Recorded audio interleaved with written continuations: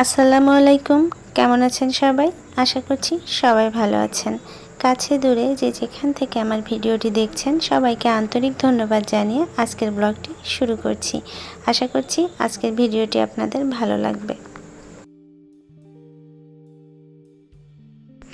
এটা হচ্ছে ঈদের ছুটিতে যেদিন আমি বাড়িতে চলে আসব ঠিক তার আগের দিনের ভিডিও।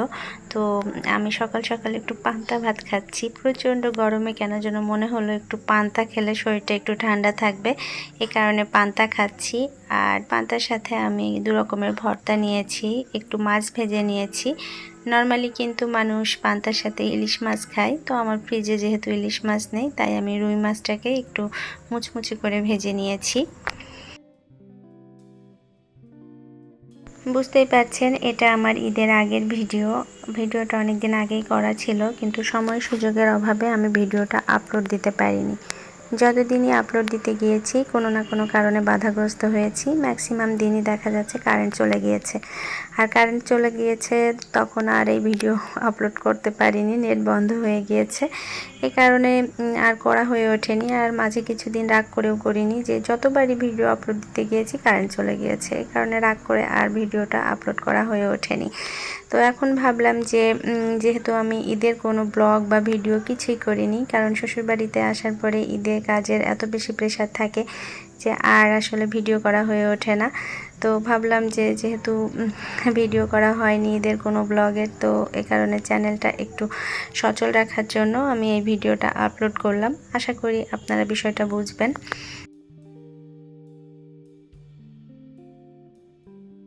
এই মুহূর্ত পর্যন্ত যদি কেউ আমার ভিডিওটি দেখে থাকেন তাহলে প্লিজ ভিডিওতে একটি লাইক দিয়ে ভিডিওটি না টেনে সম্পূর্ণ দেখবেন। আর যদি ভিডিওর কোনো অংশ ভালো লেগে যায় তাহলে চ্যানেলটি সাবস্ক্রাইব করে রাখতে ভুলবেন না।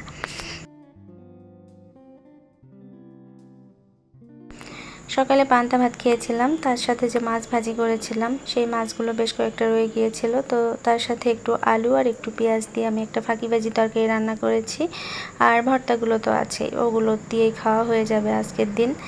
আর প্রয়াসের বাবা যেহেতু আমাদেরকে রেখে আবার ঢাকা ফিরে আসবে, সে ঈদের হয়তো একদিন আগে আবার বাড়িতে যাবে, তো ভাবলাম যে সে কারণে কিছু রুটি বানিয়ে রাখি, কারণ এই রুটিগুলো রেখে গেলে তার জন্য অনেক সুবিধা। ফিরতে ফিরতে রাত হয়ে যাবে, সে আর ভাত বসিয়ে কিন্তু খেতে ইচ্ছা করবে না।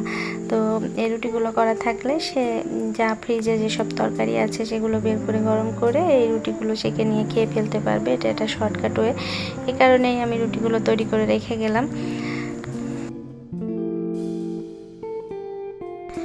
নর্মালি কিন্তু আমি এইভাবে রুটি রাখি না, আমি বেশিরভাগ সময়ই হাফ করে একটু সেকে তারপরে রাখি। তো আজকে যেহেতু সময় স্বল্পতা আছে আমার, এই কারণে ভাবলাম যে এভাবেই রাখি, কারণ এতটা সময় আবার সেকে ঠান্ডা করে রাখতে গেলে আমার অনেকটা সময় চলে যাবে। এ কারণেই আমি এখন রুটিগুলোকে এভাবে রাখছি। আর এভাবে 4-5 দিন তো ভালোই থাকে, যেহেতু বেশি দিনের ব্যাপার না, হয়তো সর্বোচ্চ 5 দিন প্রয়াসের বাবা বাড়িতে থাকবে বা বাসায় থাকবে, তারপরে তো চলেই যাবে। আর এ কারণে এভাবে রেখে দিলাম। এভাবে কিন্তু রুটি বেশি ভালো থাকে এখন আমার মনে হচ্ছে, কারণ এটা পুরোপুরি ডিপ হয়ে যাবে, এটা নর্মালের কোনো বিষয় থাকবে না। তো যাই হোক, ওদিকে রুটিগুলো আমি বানিয়ে রেখে এখন প্যাকিং করতে চলে এসেছি। তো সব কিছু একসাথে গুছিয়ে নিয়েছি, এখন জাস্ট শুধু একটা করে করে আমি ব্যাগে ঢুকিয়ে নিব। প্রতিবারই মনে করি যে খুব অল্প স্বল্প কাপড় চোপড় নিয়ে যাব, কারণ এমন অনেক কাপড় আছে যেগুলো আমি নিয়ে যাই ঠিকই, এই যে যেভাবে ভাঁজ করে নিয়ে যাচ্ছি সেম ভাঁজেই আবার আমার জামা কাপড় ফিরে আসে, বেশিরভাগই পরা হয়ে ওঠে না। তো এবার ভেবেছি শুধুমাত্র যে বাড়িতে যে কাপড় চোপড় পরবো সেগুলোই নিয়ে যাব, বেশিরভাগ নিব না। তারপরও কিছু কিছু জামা কাপড় নিয়েছি যেগুলো যদি বাই চান্স কোথাও যেতে হয়, যেমন ওই যে একটা শাড়ি নিয়েছি, যে শাড়িটা আমি প্রতিবারই কিন্তু একটা শাড়ি ক্যারি করি, সে যে বাড়ি আমি বাড়িতে যাই না কেন ভাবি যে একটা শাড়ি পরবো কোনো একটা ঈদে, কিন্তু কাজের এত বেশি প্রেশার থাকে যে শাড়ি পরা তো দূরের কথা, খাওয়াই ভুলে যাই।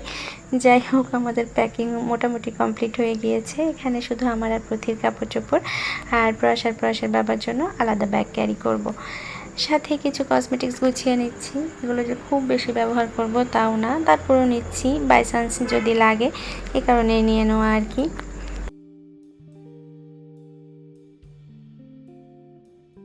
এই যে আমি কসমেটিক্সগুলো নিয়ে যাচ্ছি, এগুলোর মধ্যে জোর আমি সানস্ক্রিনটা ব্যবহার করব আর পারফিউম। তাছাড়া হয়তো আর কোনো কিছুই ব্যবহার করা হবে না, কারণ কোরবানির ঈদ মানেই বেশি কাজ, বেশি দায়িত্ব। সাজগোজের কোনো সময় নেই, হয়তো ঘোরাঘুরিরও সময় নেই। এ কারণে নিচ্ছি সব কিছুই, কিন্তু ব্যবহার করা হয়ে ওঠে না। তারপরেও নিই, বাই চান্স যদি কোথাও যেতে হয়, কোনো প্রয়োজন হয়, তখন কার কাছে হাত পাতবো, এ কারণেই নিয়ে নিচ্ছি। এই যে প্রথির জন্য ছোট্ট একটা দুল কেনা হয়েছিল, এটা শুধু প্রতি রোজার ঈদেই পড়েছে, আর পরা হয়নি। তো ভাবলাম নিয়ে যাই, যদি প্রতি সাজগোজ করে তো প্রতিকে পরিয়ে দিব, এ কারণে নিয়ে নিলাম। সব কিছু বেঁধে ছেঁধে যখন আমি পথে বের হই, তখন এমন একটা ভাব মনে হয় আমার ব্যাগপত্র দেখে যে আমি 6 মাসের জন্য কোথাও যাচ্ছি, অথচ কিন্তু জোর 7 দিনকে 10 দিনের বেশি না। তো অনেক সময় প্রয়াসের বাবা বলে যে মনে হচ্ছে যে 6 মাসের জন্য কোথাও তুমি চলে যাচ্ছ, বাসার সব কিছু গুছিয়ে গাছিয়ে একেবারে নিয়ে যাচ্ছ, কিন্তু এই যে যত কিছুই নিয়ে যাচ্ছি কিছুই হবে না, যেটা যেভাবে যাচ্ছে ওভাবেই হয়তো ফিরে আসে। তো যাই হোক, তারপরেও নিয়ে যাই।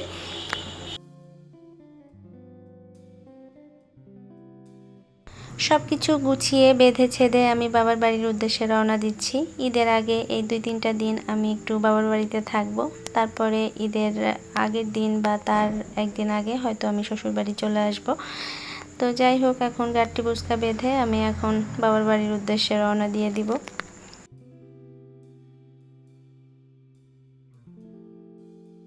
আমরা যেহেতু ট্রেনে যাচ্ছিলাম, সেহেতু এই দৃশ্যগুলো খুব বেশি উপভোগ করছিলাম, কিন্তু যখন আমরা বাসে যাই আমি এই দৃশ্যগুলো উপভোগ করি না।